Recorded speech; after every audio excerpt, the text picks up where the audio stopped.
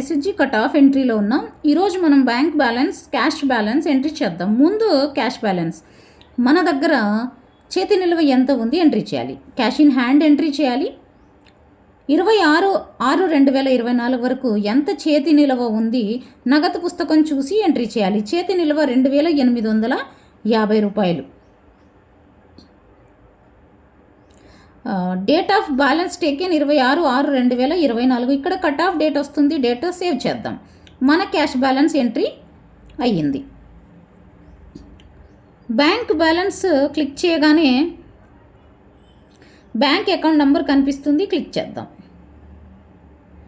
బ్యాంక్లో ఎంత అమౌంట్ ఇక్కడ ఎంట్రీ చేద్దాం. డేటా సేవ్ చేద్దాం.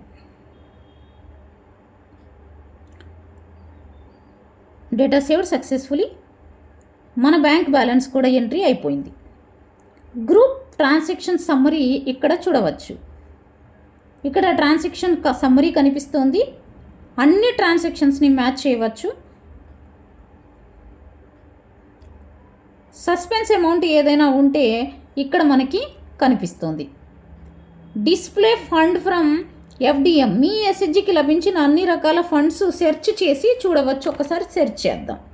సెర్చ్ చేసి చూపిస్తాను.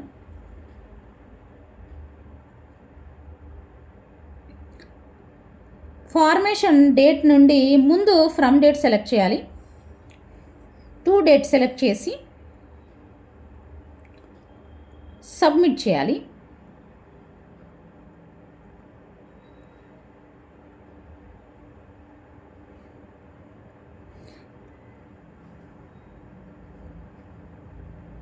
ఎస్హెచ్జి యొక్క ఫండ్స్ కనిపిస్తాయి. చూడండి, ఫండ్స్ కనిపిస్తున్నాయి. From date to date select చేసి సబ్మిట్ చేయగానే ఫండ్స్ కనిపిస్తాయి.